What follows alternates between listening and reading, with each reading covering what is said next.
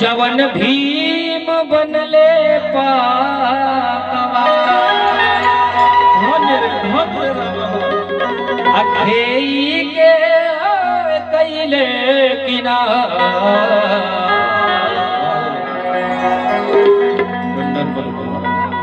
जय लिखल भारत के सुंदर विधनवा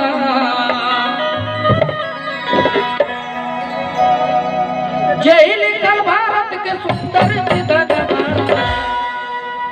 के सुनले हुई गाना की कितना लोग अच्छा क्या बात विकलांग लोग मत हाथ उठाइएगा।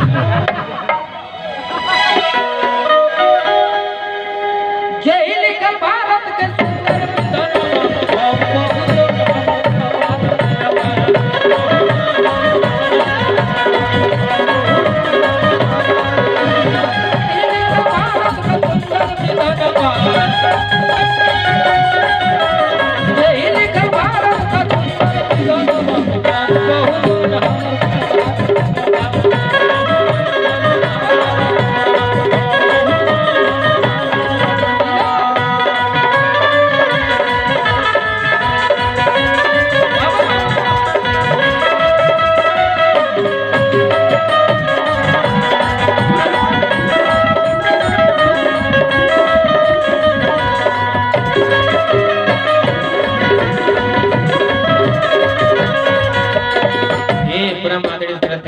राजकुमार सिपाही की तरफ से बहुत बहुत भाइयों का सम्मान है। कहना है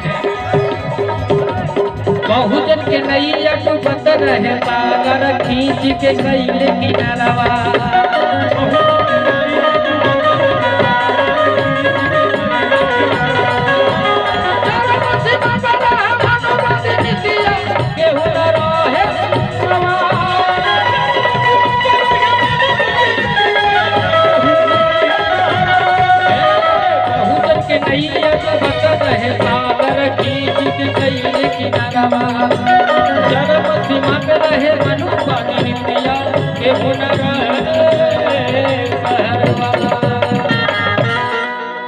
बहुजन के नैया डूबत रहे सागर खींच के कैले किनरवा चरम सीमा पर रहे मनुबाग लिपिया केहू न रहे शहरवा। लेकिन कैसे भैया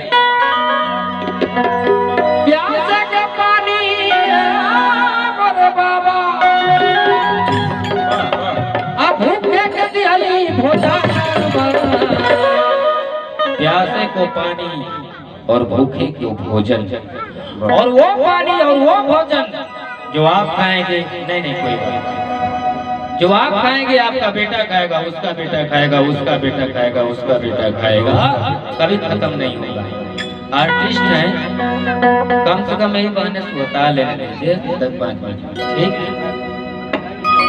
प्यासे को पानी अरे भूखे के दिहली भोजन एक बार ताली बजा के आएंगे लंबे लंबे लंबे लंबे लंबे लंबे हाथ उठाएंगे ऊपर ऊपर हम बहुजन हम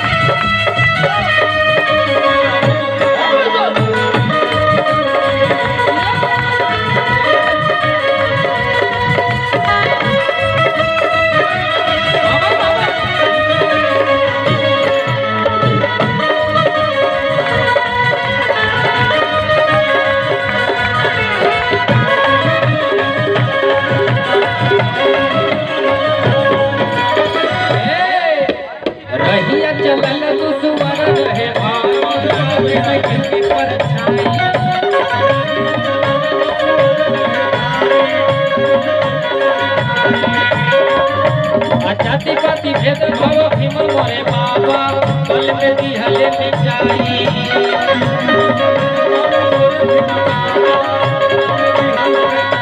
रहिया चल चलल दुश्वार रहे भाई लागे न केहू के परछाई जाति पाति भेद भाव भीम मोरे बाबा बल में दिहले मिटाई। रहिया चलल ये हमार भैया देवानंद देव जिनको आप लोग हृदय में रखते हैं।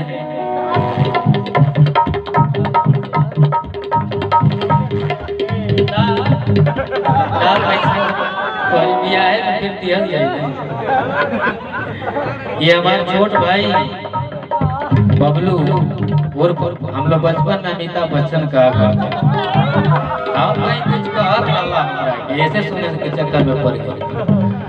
बहुत बहुत रुपया के सम्मान छोट भाई से पैसा लिया तो डाणे हो लेकिन जरूरत पड़ी तो दिया जाए चाहे तो ले लिया रहिया चल। और हमारे देवानंद देव भैया का बहुत बहुत रुपयों का सम्मान आया तथागत की अनुकंपा हो और इनको देखने के बाद दिल गदगद हो जाता है। हम लोग बहुत करीब रहते हैं लेकिन मुलाकात बहुत दिनों के बाद हुआ करती है। बहुत बहुत साधुवाद। आइए गीत पे चलते हैं। रहिया चलल दुश्वार रहे भाई लागे न केहू के परछाई जाति पाति भेद भाव भीम मोरे बाबा बल में दिहले मिटाई। देशवा के खातिर मोरे बाबा अरे खान ले के कुर्बान बहुत बड़ी बड़ाई है स्टार सॉन्ग रेडियो ताजीपुर। तो इतनी प्यारी आवाज हमारे रवि बाबू ने बना के गवाया है। बहुत बहुत साधुवाद है। हर कलाकारों को गवाया करता हूँ। कहना है देशवा के खातिर है मोरे बाबा अरे खान लाली हो के कुर्बान हम बहुत जान हमर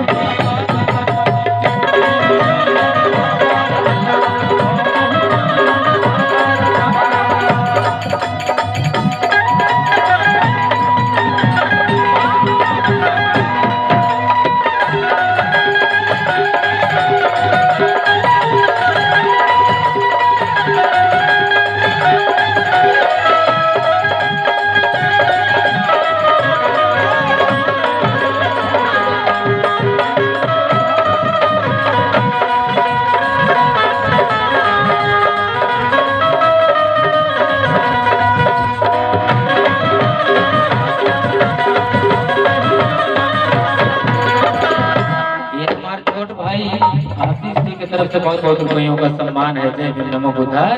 गीत की आखिरी लाइन है। कहना है माता भीमा बाई के रहली ललनवा पूरा जगत दुनिया जाने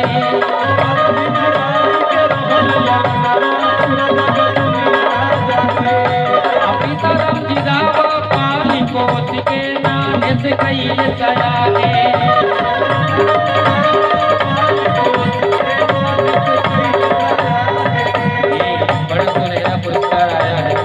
इंद्रजीत कुमार मर्दा की तरफ से बहुत बहुत साधुवाद है। कहना है माता भीमा बाई के रहली ललनवा पूरा जगत दुनिया जाने पिता राम जी रावा पाली कोस के नाने से कईले सयाने।